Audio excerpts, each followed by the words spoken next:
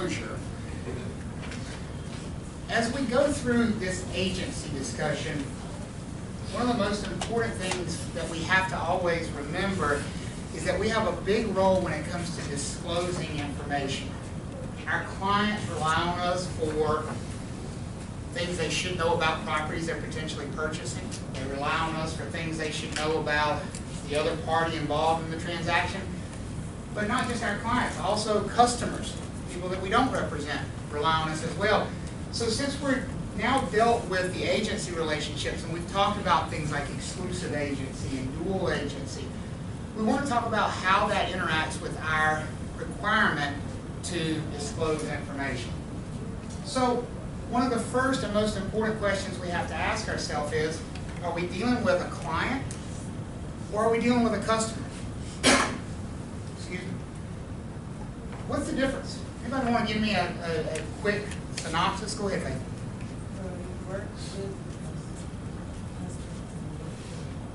Faith gave probably the perfect, shortest definition you can give. She said you work with customers, but you work for clients. Would everybody agree that that's a great definition of the difference between a customer and a client?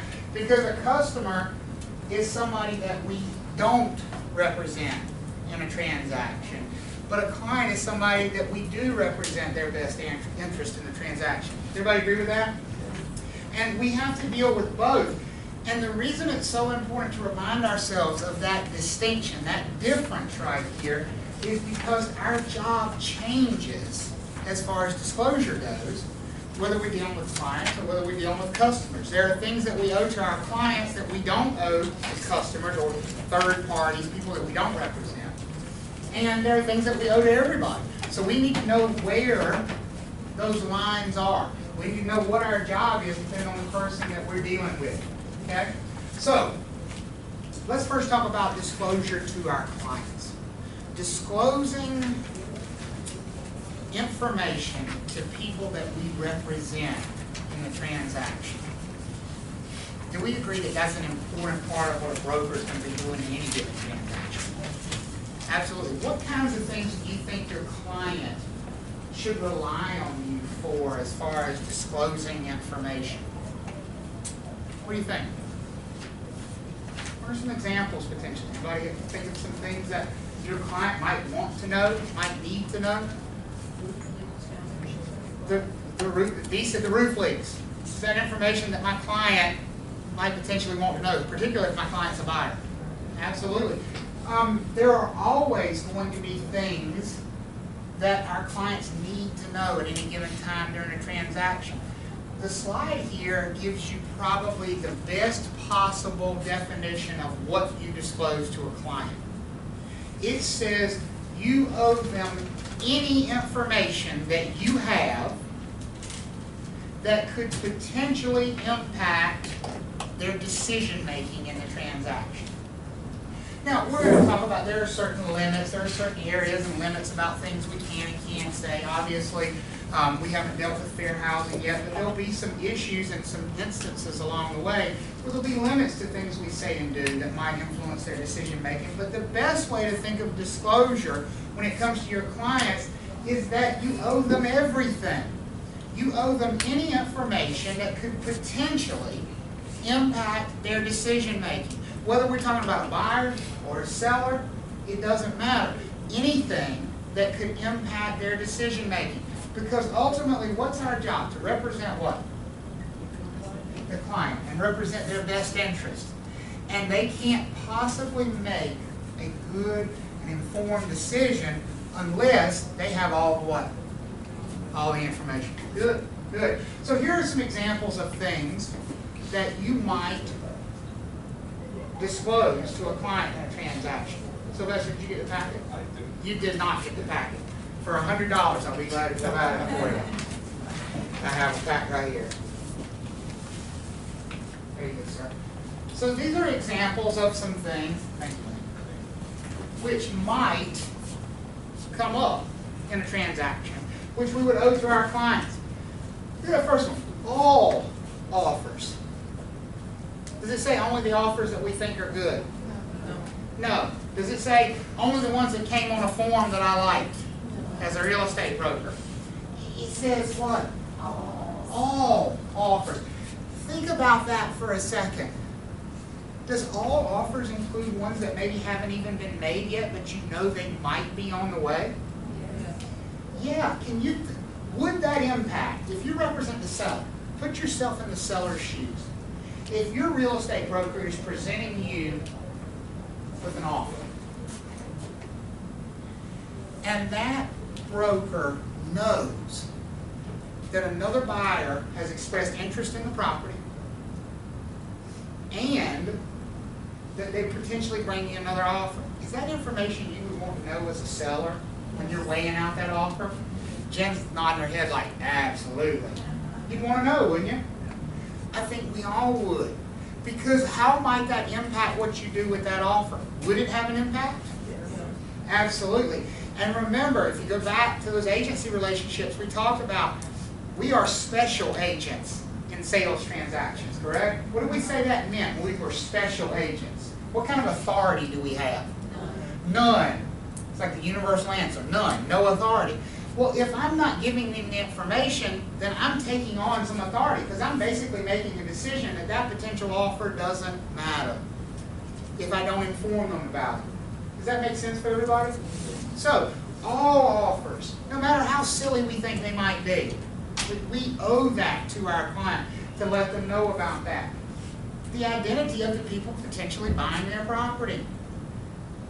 If we know, if we have an identity of them, presumably we would because we have an offer in front of us, we owe that to our seller to let them know who the people are that are potentially buying their property. Because again, that could impact their decision making.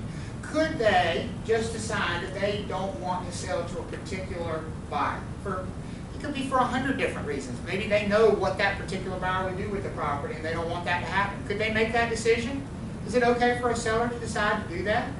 Sure. They can't do that unless we give them all the information, though. Again, it's about providing them with all the information. This is a big one. Any relationship that brokers, that we as real estate brokers have with the people who might be purchasing that property. Sylvester is a listing broker. And he's taken a listing from Lynn, who's a seller. Now, when presented with an offer from his sister, Sylvester's sister has made an offer to purchase that property. Do you think it's pertinent information that he tell his seller client, by the way, this offer comes from my sister? Would you want to know that if you were the seller? I think you probably would. And so we always have to disclose whatever our relationship might be with those potential offers. Fair enough? Okay? These are all things, again, that we owe to our clients anytime we're involved in a transaction. If we know, for example, that the buyer who's making an offer intends to resell that property for a profit, can any of you think of why that might be important? Why? Faith? Because if they're trying to resell it, it's like they're trying to Faith said, yeah, that's all right. There's nothing wrong with it. I don't think there's anything wrong with the terminology lowball. I really don't think. I think you're okay with that. You're all right. She said, Faith said, what if we know that they're going to resell it for a profit? That might indicate that they're doing what with their original offer? Intentionally making it what? Low. I'll give you another potential reason why you want to tell a seller that you know this buyer intends to resell it for a profit. Think about our current market. Are there people, you all watch Flip or Flop or House Hunters or those different shows, right? Yeah. If you know that a buyer intends to flip that property and you represent the seller, why would it be important to you to say to the seller, hey, you know this buyer is going to buy your house and flip it. Why would it be important to say that to the seller? Because they may want to do that. So. Fabian said, because the seller may think, wow, that's a brilliant idea. I should do that myself rather than let them make that money. I'll make that money myself. You owe it to your client to give them the opportunity. And so if you know that that's what's going to happen, You need to tell that seller. You need to inform them, because it's exactly that reason, to give them the opportunity to participate in that if that's what they want to do. Now, very often, would it make a difference? Probably not. But it's not for us to decide if it's going to make a difference. Whose decision is it ultimately if it makes a difference in the transaction? It's the seller's, our client's decision. Now, things over here on the right-hand side of the screen. Terms the other party might be willing to agree to. Terms that the other party might be willing to agree to. You represent the buyer, and you've had a conversation with the listing broker. And the listing broker ends the conversation with this. I love this kind of a gem that you get from listing brokers every once in a while. Well, just bring us an offer. You know, just bring us anything and I'll see what I can do. What does that listing broker convey to you as a buyer's agent? The seller will do what? They'll take less. The seller will take less. That's exactly what would you agree that that's the message that's being conveyed there? Do you owe it to your buyer client to tell them this seller will take less? Their list price is not their real price. I mean, their agent practically tripped over themselves. Tell me, bring us any offer. They're ready to deal. We owe that to our clients. Again, this is all disclosure that we owe to our clients, people that we represent.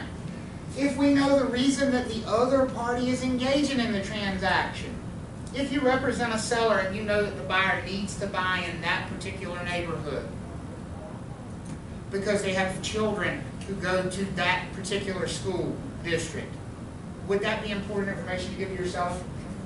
Why? The big face said because they would be more eager to buy. Doesn't that go back to the previous slide where it said anything that might influence their decision making? If it could influence their decision making, we owe it to them. And then the last one, any personal information that we know about the other side, which could change the way we view the transaction. If we know that they're rich, they're loaded, does that change how a seller might respond to a potential offer? It could. Absolutely. And if we happen to come into contact with that information and we're the listing broker, then we owe it to our client. So basically, again, if we revisit this idea, what do we owe our client? Any information that could what? That could impact, Faith said, their what? Their decision. Great. Any information that can impact their decision we owe to that client. Now, we have to stop here and pause, take a minute, and mention the elephant sitting in the corner. When we talk about agency, what's always the elephant sitting in the corner in North Carolina? Dual agency. Dual agency is always a huge concern because it creates so many different issues. And one of the biggest areas where it creates concern is disclosure. Because if you go back to that previous slide and you look at all of those things that we owe to our client, what happens to this extensive list when we go into dual agency? It largely goes what? Away. Not all of them, but we'll talk about which ones specifically, but it largely goes away. What the slide says is that dual agents cannot give advice. Well, we know that. No advice is given to either party. But they also can't give any personal or confidential information about either party. So, go back to some of those items that we owed our client in the slide before. If we were the seller's agent, the listing broker, and we knew that that buyer was willing to pay more money, do we tell that information? When we are an exclusive agent, do we relay that information to them? Yes. If we're a dual agent, do we relay that information? No. You see the differentiation there? This is a major change. It's a major change in what we owe to that client. Are they still our client?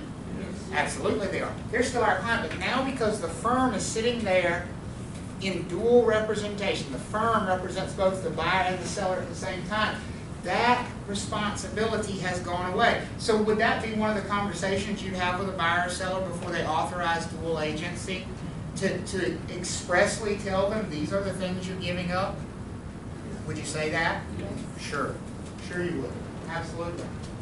So Here's a question for you based on what we've done so far. It says Susan is a broker affiliate of Wolfpack Realty and is representing a buyer, Mary, who's interested in one of the listings of her own firm, which is true. Now, let's read that one more time to be careful that we have it. It says Susan is a broker affiliate with a firm and she's representing who? The buyer. So her firm is representing the buyer, correct? And she is showing that buyer property that's also listed by her firm, Wolfpack Realty. So what does that mean? Before we read any of the possible answers here, what does that mean about the relationship between Wolfpack Realty and this buyer? Is it an exclusive buyer representation situation or is it a dual agency situation? It's a dual agency situation, absolutely. So, first choice, Susan should inform Mary of the seller's need to sell quickly due to a move out of state. Is that a true statement or is that a false statement? That's a false statement. Now, that would be a true statement if this were what kind of agency? If this were exclusive agency or even a co-brokered transaction, as Fabian said, if I were exclusively on the buyer's side in this transaction, then would that be the kind of information that we would absolutely want to give? Yes. Absolutely. But we're not. We're dual agents, and so that role has changed. Susan is prohibited from informing Mary about the need of the seller to have a quick sale. Is that a true statement? Yes, Susan is prohibited or prevented from informing Mary that the seller needs to sell quickly. And why can Susan not tell Mary that?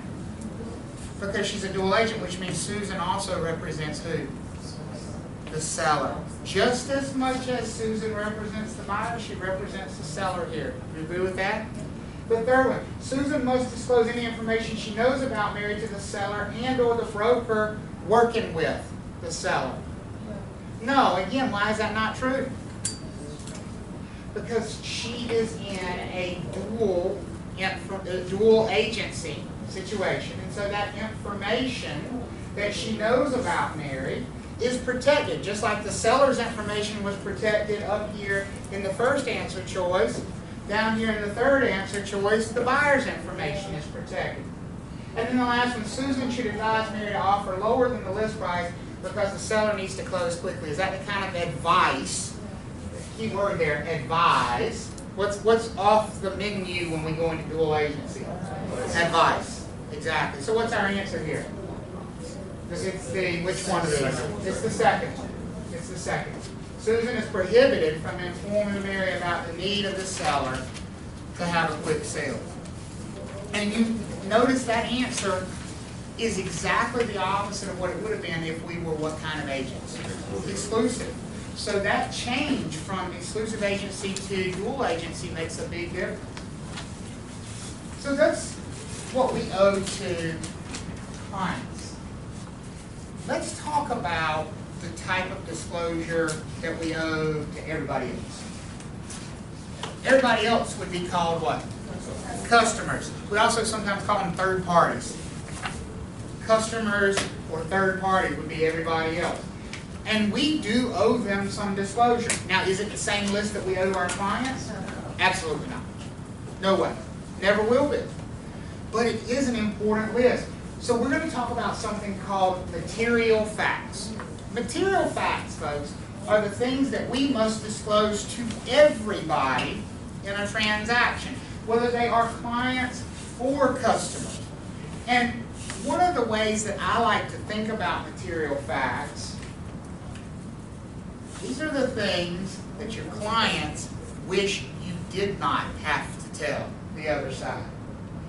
Material facts are uncomfortable for brokers because very often material facts are things that don't reflect very well on our clients.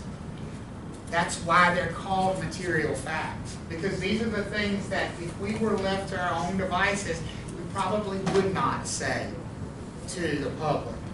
Because it's in our nature to want to do what? If we represent a seller, what do we want to do? We want to sell their home, of course, but for what kind of money? The highest possible amount of money. So how do you market something and sell it for the highest possible amount of money? You say only what? beautiful, glowing things about the property. You can tell them about all the stuff that's broken. No, not if you want to get the most amount of money.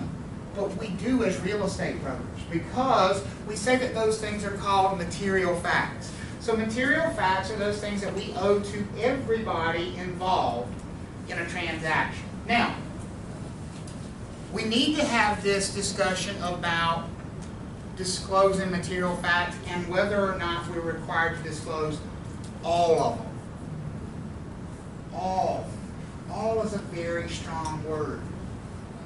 Do you agree with that? Absolute. Any. Those words on the test should almost be a little bit of a red flag for you. Most of the time in this class, when we talk about items, we talk about the exceptions to those items. When I use a word like all, does that leave any room for exceptions? No. So, the question here says, do we disclose all material facts? And what do you think the answer is going to be to that? No. And it's not because we're trying to hide them. It's not because we're trying to avoid them. It's because we can't possibly know all of them. It is outrageous to think that we could ever know everything there is to know about a property, for example. There are always going to be problems with property. There's never been a house built, sold, marketed that didn't have issues. Would you agree with that? How many of you have ever seen a perfect house? If you have, I'd love you to take it, because I have not seen one. I've not seen it. And so, when we talk about material fact disclosure and we talk about this idea of disclosing them, what the rule actually says is that we're supposed to disclose the material facts that are known and the material facts that reasonably could be known. Reasonably could be known. What do you think that means? What does it mean when we say something reasonably can be known? That's kind of a fancy terminology. What do you think we're looking for in a situation like that? What is reasonably known? Go ahead. For instance, if there's a water spot in the ceiling, you just reasonably think there's something going on there. Shaniqua said, if there's a water spot on the ceiling tile, you would reasonably assume, I love how she used that word reasonably. It's a great word to use in this context, right? A reasonable person would assume what about that water spot? That there's a leak. That there is either a current leak or at the bare minimum there what? Was one at some point. The water did not magically appear on the ceiling. And so that's exactly the kind of thing we're talking about. I sometimes like to refer to them as red flags. You all know what a red flag is? When you see something that just kind of stands out and you think, that ain't quite right. That's what we're looking for when it comes to material facts, because that's what we mean when we say material facts that reasonably can be known. We're saying open your eyes, pay attention. It's not see no evil, hear no evil. That means don't tell me, I don't want to know. That's not the way we work. What we do as brokers in North Carolina who are looking for material fact is to actually look. We are required when we visit these properties to keep an eye open. And if we see something that doesn't quite add up, what do you think we're supposed to do with it?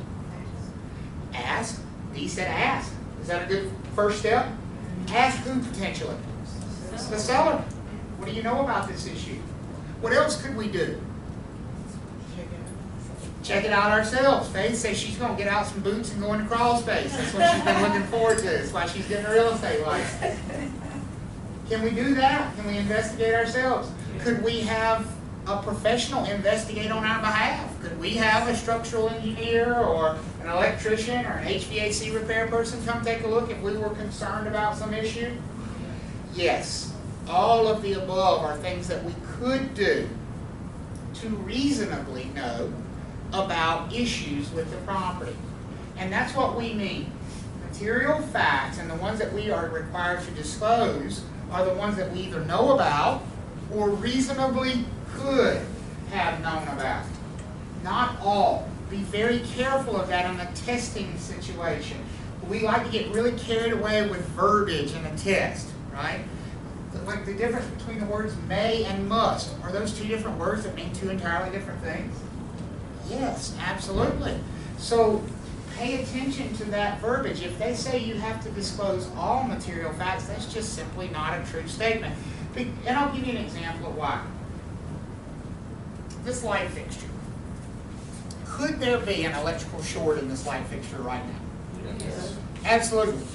No question about it. Is there any reasonable way for me to know that the electrical short exists? No, because I came in this morning and I did what? I turned the switch on and the light worked. It's not smoking. It's not sizzling. It hasn't fallen on anybody's head yet. There's no reason to believe it will. Does that mean there's absolutely not a problem with it? No. I could easily sell this property and the buyer come in after they have closed on the property and they find some electrical problem in that light. Most likely that's not going to be a standard that I'm going to be held to as a broker. That's what we mean by things that we reasonably could have known. Because if somebody said, well, why didn't you tell me the light was broken? My response would be, well, I didn't know that it was. When I used the light, it worked correctly. And there weren't any signs that there were any problems with it.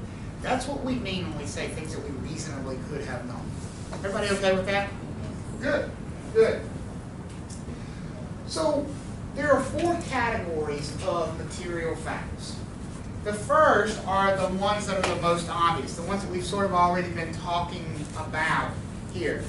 Facts about the property. I love this picture, by the way. You guys, just poor guy's reading his newspaper, and the house is flooding around him as he reads. So, facts about the property itself, and there are tons of examples that we could use here. We've already heard the example of the roof leaking. What other things can we think of that would be examples of facts about the property itself? What other things do we have? Foundation problems? Sure. The HVAC doesn't work. So give me an example. So Lester said the HVAC system doesn't work. That is a material fact. And if we know about it or reasonably could have known about it, are we required to disclose that? So let's talk about what it means to reasonably know about it. It's nice and moderate outside today, isn't it? Like, it's just super, what is it, like 7 degrees? There's, it might be 0 out there. We may have no degrees today. I don't know. It's cold. If a home didn't have a functioning HVAC system, is it likely that that would escape your notice today if you were visiting that property? No.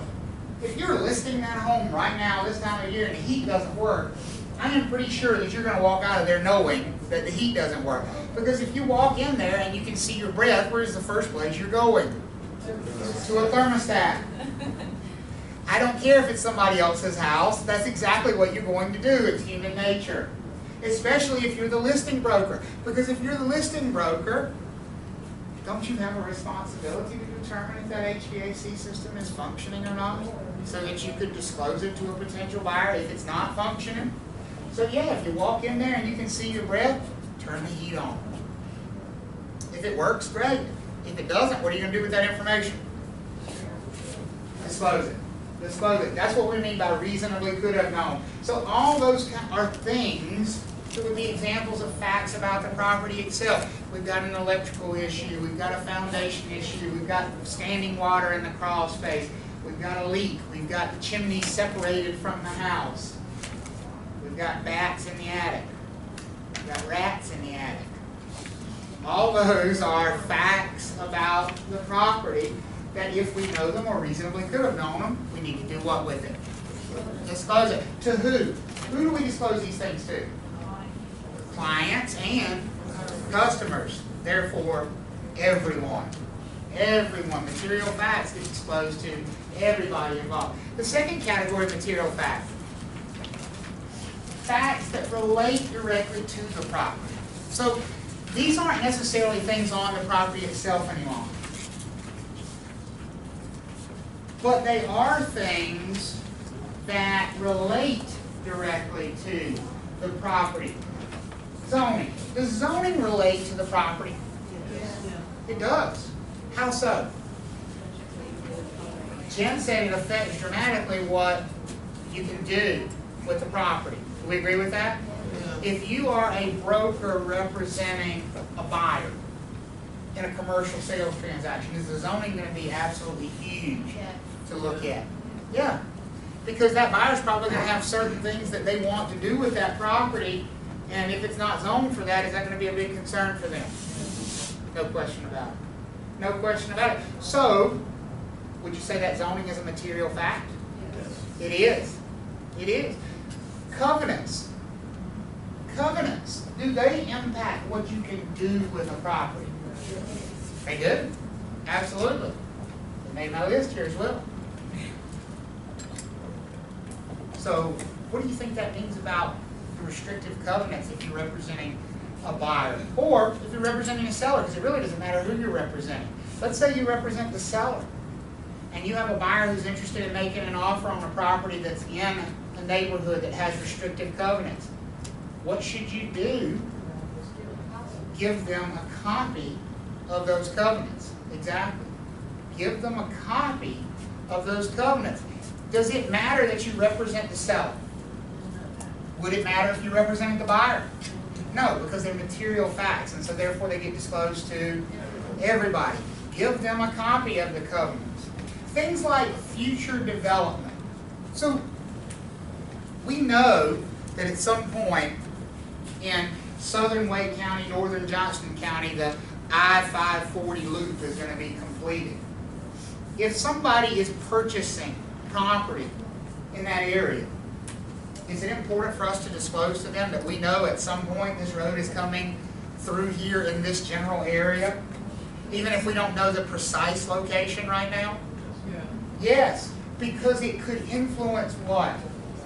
Their decision to buy. Because it could influence their decision to purchase that property. And we don't know which way it could influence it. You may say to some people, Jen, you know, 540's coming through down here, and Jen's like, yes, I hate having to sit through traffic. I'm ready for that thing to open up. I may tell somebody else, I may say, D, you know, 540's going to come through here, and she say what? You know what? I don't want to be near a highway. So you don't make judgments about how that news is going to impact somebody. What do? You just give them the information. Just the facts. Yes, go ahead, Leon. So when we say zoning, would that cover like an impending special assessment? So Brian's question is, when we talk about zoning and disclosing zoning, would that cover or would that include something like a pending special assessment? Well, the answer to your question is zoning wouldn't include a pending special assessment, but pending special assessments would certainly fall under this category of material fact. And they would specifically fall in this category of facts about the property. If we knew that there was a pending special assessment, and somebody remind me, what is a special assessment? What would that be used for? A fee to do something. So what something might that be? Shaniqua said sidewalks. Yeah, if the city or county wanted to place sidewalks in front of your property, they might hit you with a special assessment. They may attach a special assessment to your property so that you would have to pay for that improvement. Is everybody with me on that? So Brian's question is, would that be a material fact? And what do you think the answer is? Yes. Absolutely. Absolutely. So notifying that buyer about that future pending special assessment. And I would go further as to say even pending is a particular word when it comes to special assessments. Pending means they've actually voted on it. And that, you know, I would say even potential special assessments. Let's just say that they were, the city or county was in the process of having hearings about whether or not to install these sidewalks. And they haven't actually voted, they haven't actually decided. I would say that would also be a material fact that would need to be disclosed to a potential buyer, because if the conversation has been begun, couldn't that eventually be the result? That there would be a special assessment against that property? And so, did that help that answer your question? Yeah, I guess, and then where I was going with that is like, then say that there's a problem with the foundation and the financials are bad for the association. Okay. So let me rephrase here for just a second. we're talking about a property that's located in something like an HOA, maybe a Yeah. condo or townhouse type situation. Or even like, you know, some of the new developments, they're houses, but they're part of a. An HOA that's responsible for building maintenance? Yeah. Okay, so I understand you now. So Breon's question is, well, what if we're in some type of development where there's a homeowners association that's responsible for the maintenance of the actual physical structures? You know, classic example, that would be like a condominium development. It could indeed be townhouses, it could even be single-family homes, depending on how those were legally set up. But you've got an HOA that's responsible for maintenance of the structure. And we are aware that the HOA has money problems. Was that basically your question? Would that be a material fact, do you think? It would be, absolutely, because it would directly impact that HOA's ability to maintain the property correctly. So potential buyers should know, yeah, you might be buying into a little bit of a problem here that the HOA is supposed to maintain. And this does happen. It's a great question. It happens quite often where you see properties where there's a homeowners association that's been set up and has been tasked with maintenance of all these properties, and they don't have enough money to do so. They haven't collected enough in dues over the years. And I would say absolutely that would be a material fact that would need to be disclosed to a potential buyer. Okay? Yes, ma'am. Thank you. So easements fall into this one too? So easements, Faye's question is, do easements fall under this category of facts that directly relate to the property? What do we think is the answer there? Yes. Absolutely, absolutely. So easements would be something that we would always need to disclose to any potential buyers. I say we need to disclose it to potential buyers, I'm assuming that the seller already knows about it since it's their property, but in theory we would disclose them to anybody involved in the transaction. But yes, easements would fall under this: zoning, covenants, easements, special assessments, any of those things that might directly impact the property or its desirability, like that future road that's coming through. Because that could have a positive or negative impact. And in fact, it could be positive for some buyers and negative for others. The third category of material fact that we have to disclose to everybody is facts that relate to our client's ability to close. The book says to complete the transaction. Facts that relate to our client's ability to complete the transaction. The ability to close. Now, is this going to get touchy real fast? If you start telling a buyer, now,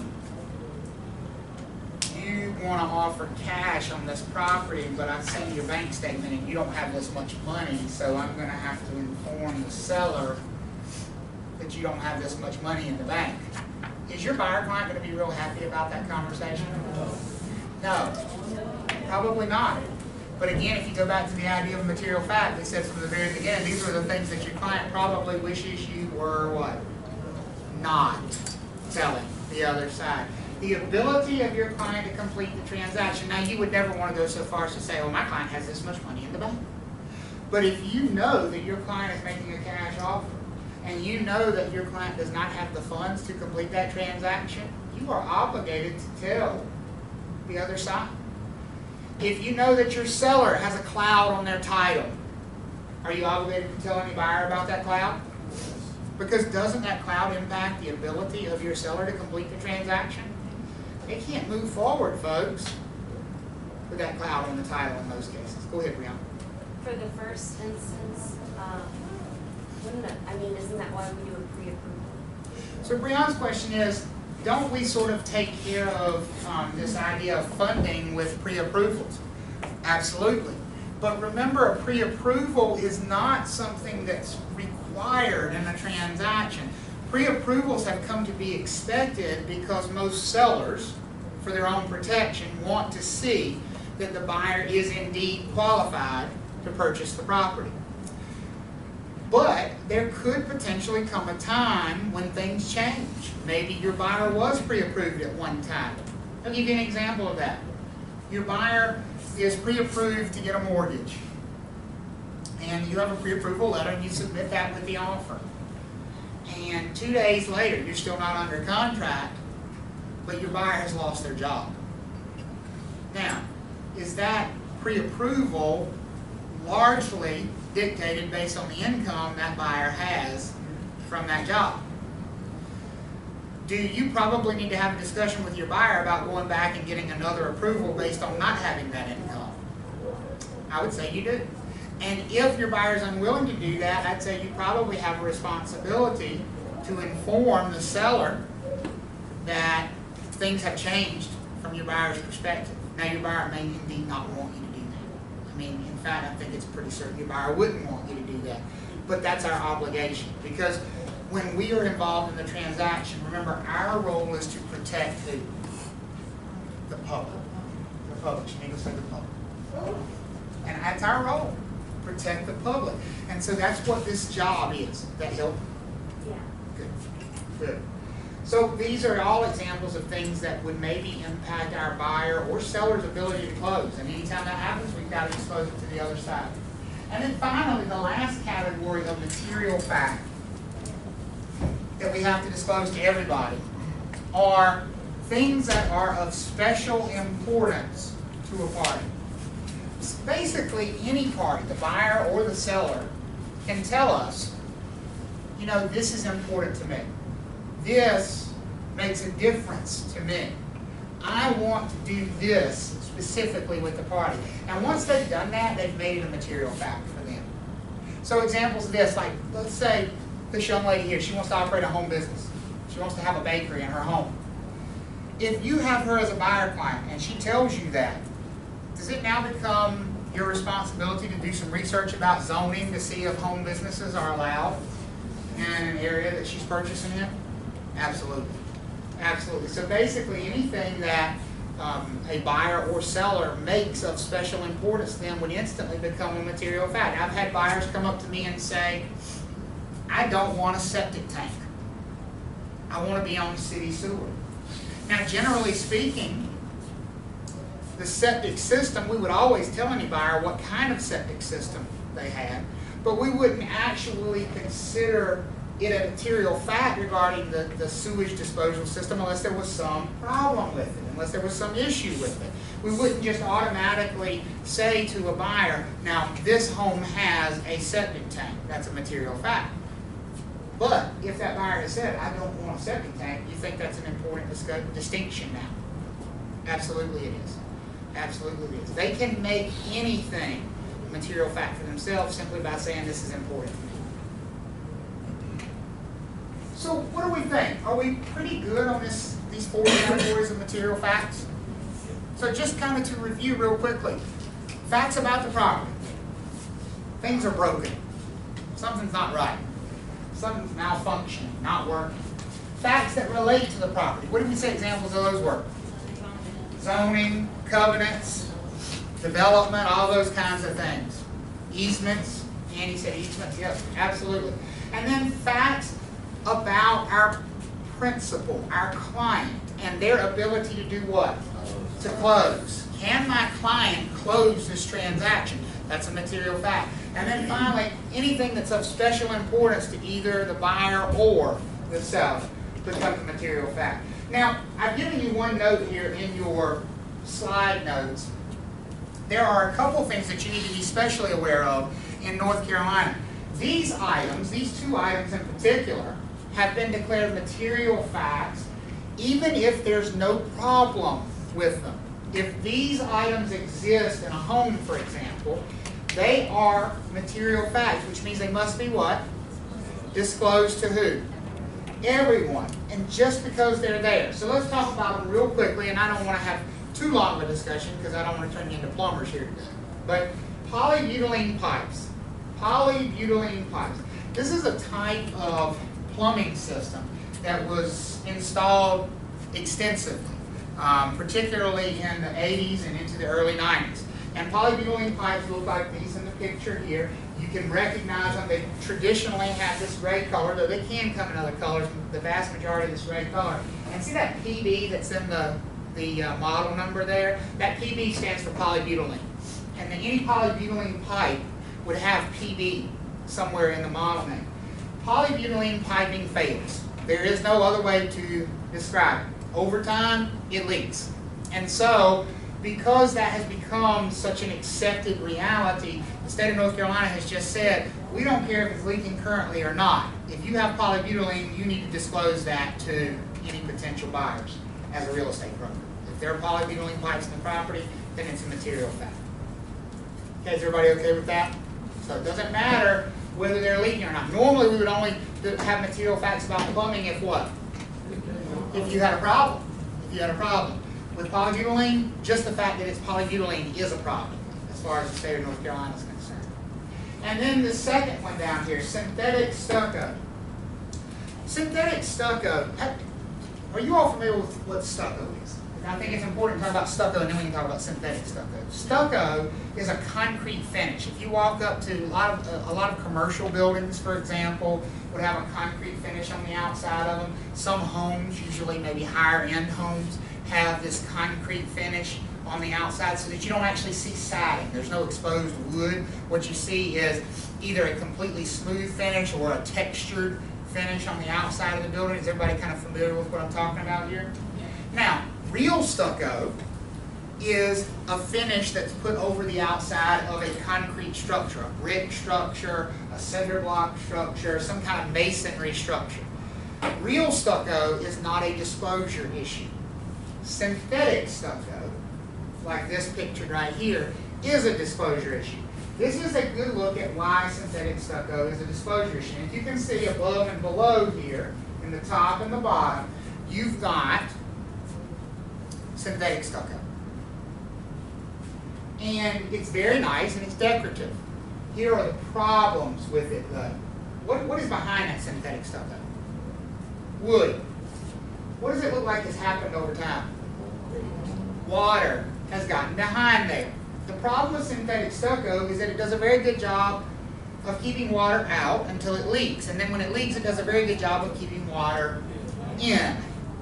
And what's behind that synthetic stucco is wood. And it causes all sorts of wood rot issues. So again, whether there's a problem or not with it, if the home or property has synthetic stucco, that is a disclosure issue. Your book also calls it EIFS, synthetic stucco or EIFS. So those are just two notes to add to your material facts. Now, just like we added some things to material facts, there are some things we need to talk about that are not material facts. House is haunted. Do we need to disclose that? No. I always wonder how you actually would disclose it. Now, how are you going to be held responsible for, yes, it's haunted? Who's going to sit there and watch and see?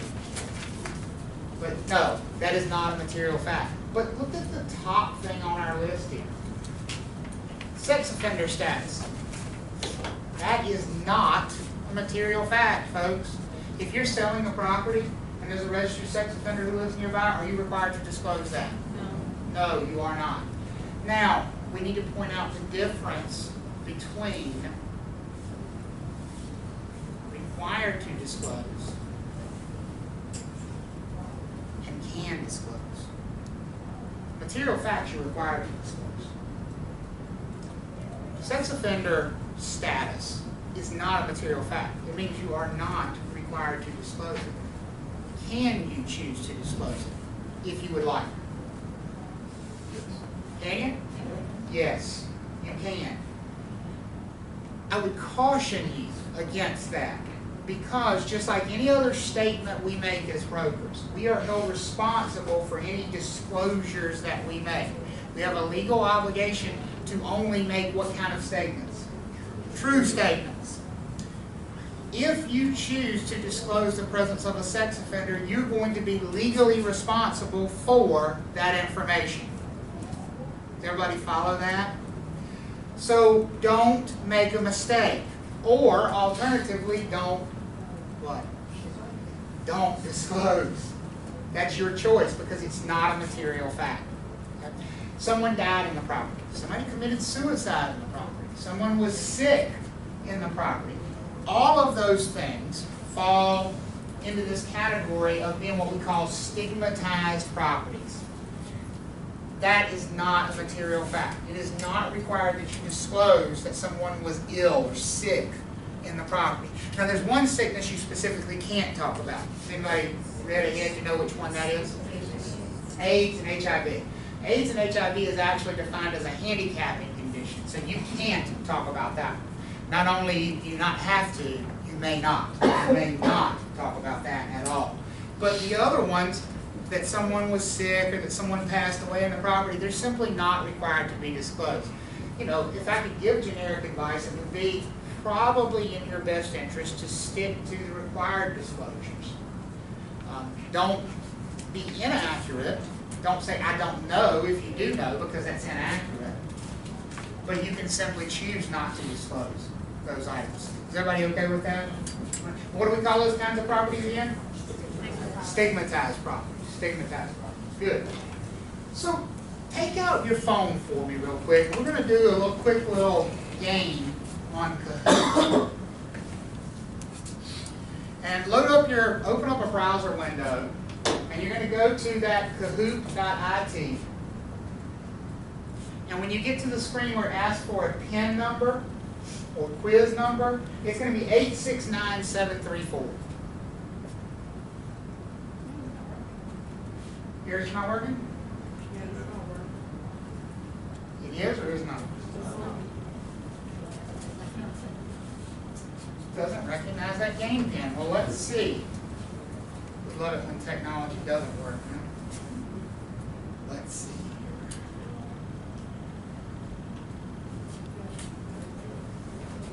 Let's see if it'll give us a new one.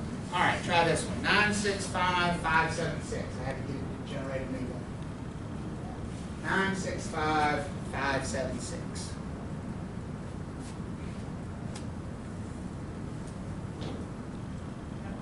That worked. All right, we got Nick in there. Sandy, Lynn. There we go. Everybody's popping in. Comes in real time. Give everybody just a second before to get joined. Okay. You ready? So the way it works, you're going to have, once a question comes up, you have a minute to answer. I'll read the question and the choices to you, and the answers are color-coded. It's very easy.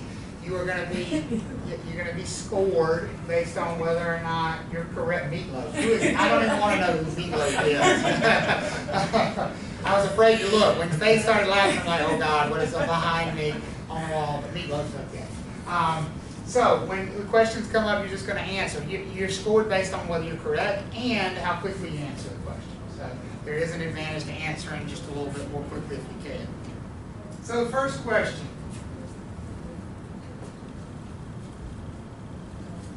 Which of the following most likely describes a material fact in North Carolina when taking a listing? So which of the following most likely describes a material fact in North Carolina when taking a listing? Is it a slowly leaking, hidden crawl space pipe? Is it an electrical issue later revealed by renovation work? Is it foundation issues where many interior doors will not close? Or is it missing insulation in a far corner of the attic? So we've got 6 of you that have answered. 7, 9, 10, 11. Still got a holdout out there. Somebody abstaining from answering here on this one? I can skip it if we need to. Is everybody clicked in? What do we think the answer is? Foundation. You think it's the foundation issue? Why? Because we can see it by looking. So there you go. 10 of you had it correct. 2 of you said a slowly leaking, hidden crawl space pipe. Now, a slowly leaking pipe probably could be a material fact. What word, though, changes that for us? Hidden. And slowly as well, maybe, Andy, right? Because if it's so slow that we can't really see it, that might not be an issue. But that word hidden, again, because what material facts are we required to disclose? Those that we know about or reasonably could have known about. And if it's hidden, it's very hard to imagine that we reasonably could have. So the same sort of idea with, you know, an electrical issue that's later revealed by renovation work. Well, if it took renovation work down the road to reveal it, that's probably not going to have been a material fact for us. Or missing insulation on a far corner of the attic. Well, what are the odds that we could reasonably know the insulation's missing in the far corner of the attic? So the one that we most likely, as a listing broker, could know about, or reasonably could know about, is the foundation issue. Because what would alert us to that potential foundation issue? The fact that many of the doors are doing what? Not closing, sticking. We went through the house. Okay? Let's go to the next one. Sandy's in the lead, by the way. Or Sandy and Jen, I'm sorry, they're tied. I don't want to take away credit here. They're the leaderboard here. Which is true of a licensee who's showing a buyer client one of his or her firm's own listings? So, a licensee is showing a buyer client one of his or her firm's own listings. So which is true? Is it that the buyer client is owed all confidential information about the seller? The buyer client should be told why the seller is selling. The seller should be told that the buyer client needs a quick purchase. Or the buyer should not be told any personal info about the seller. Got 9 answers. Give the other 3 of you a second to click in if you haven't already. There we go. So what do you think it is here?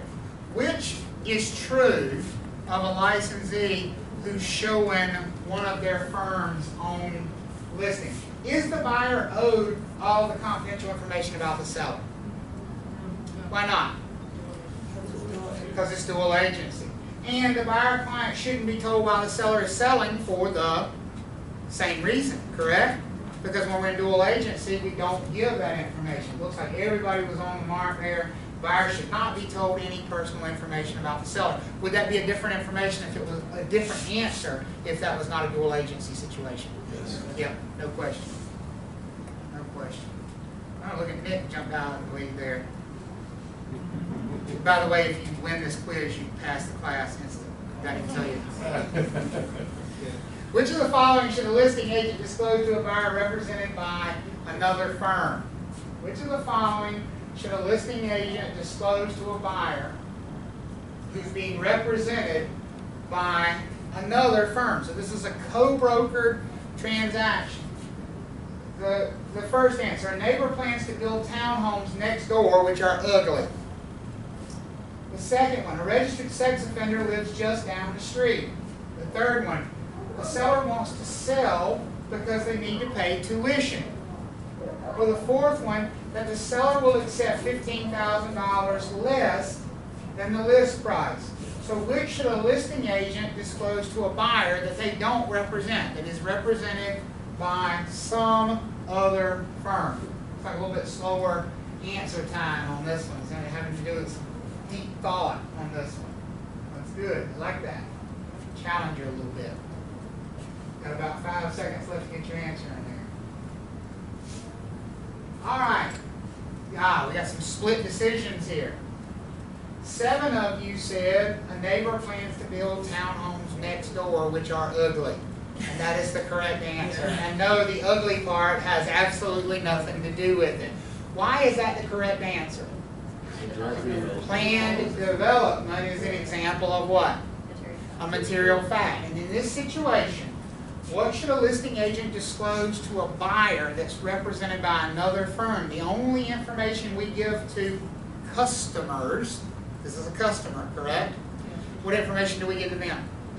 Just material facts. And the only one of these that's a material fact is the red answer, the triangle answer there. Registered sex offender, non-material fact. The seller wants to sell because they need to pay tuition, definitely not a material fact. That is personal confidential information about my client. And remember, if I'm on the seller side, I would never tell a potential buyer that we were working against that information. Now, if I was the buyer's agent, would I tell them that information? Yes, because I'm the listing agent here. And then the last one, that the seller will accept $15,000 less than the list price. Again, as the seller's broker, I would never disclose that the seller would be willing to accept different terms than what they've offered. Everybody okay with that? All right, good, good. All right, Jens has retaken the lead, by the way. And then Fabian is making a run for it here now. He's in second place. No meatloaf yet, though. An exclusive buyer's agent knows that their buyer can't get a loan. What should they do? An exclusive buyer's agent knows that their buyer cannot get a loan. What should they do? Number one, present offers on behalf of the buyer without mention of the loan. Number two, inform the buyer that no offers can be presented on their behalf. Sorry, I can't make offers for you. Number three, inform any sellers or listing agents of the buyer's loan status. Or number four, advise sellers not to accept offers from this buyer. So remember, go back to the question. You are an exclusive buyer's agent. What should you do if you know that your buyer does not qualify for that loan? 5 seconds left.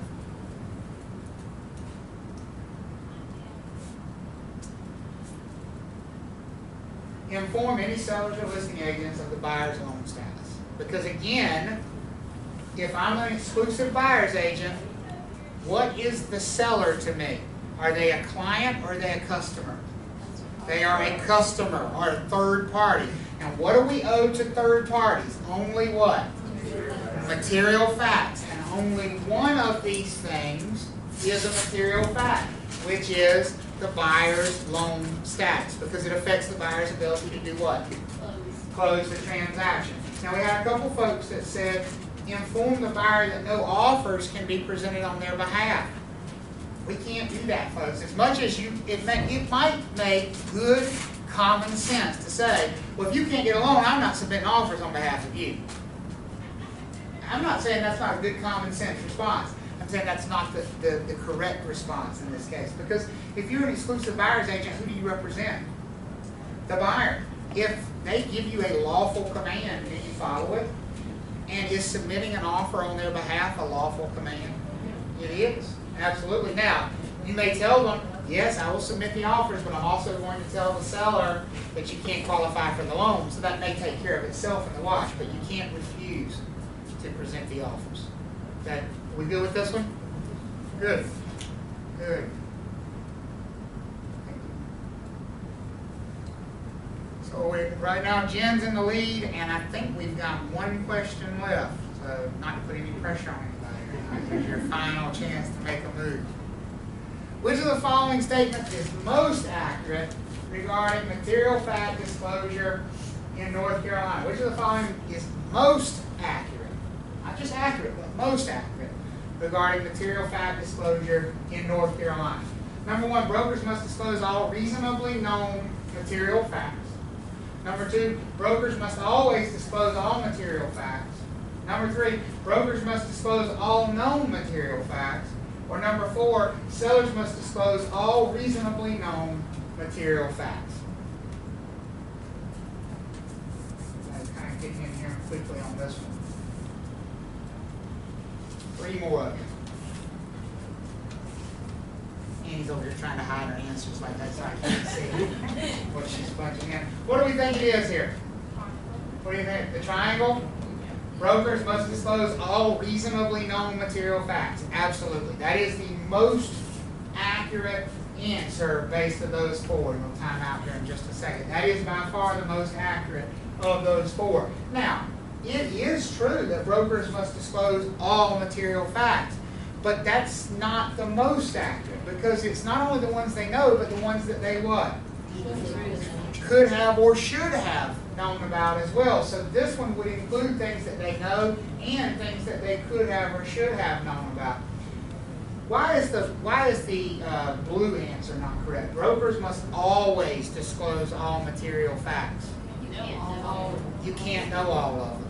That's language you gotta be really careful of on a test because you can't possibly know all of them. And then this last one, sellers must disclose all reasonably known material facts. Remind me what kind of state North Carolina is? Shaniqua said it is a caveat emptor statement. What does that mean? No, you said it exactly right. It means what? Buyer beware. Let the buyer beware. You said it exactly right. Caveat emptor, let the buyer beware. So is the seller ever going to be held to a responsibility to disclose in North Carolina?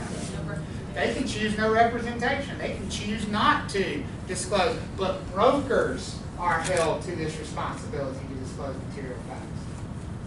Make sense? We want to see what the final totals here are. Who won? Who do we think won? You think Jen won? Jen did win. But it was pretty close. Jen, Sandy, and Fabian. So Jen and Sandy got all 5 of them correct. And congratulations. It's a good job. Good job. Y'all like that? Yes.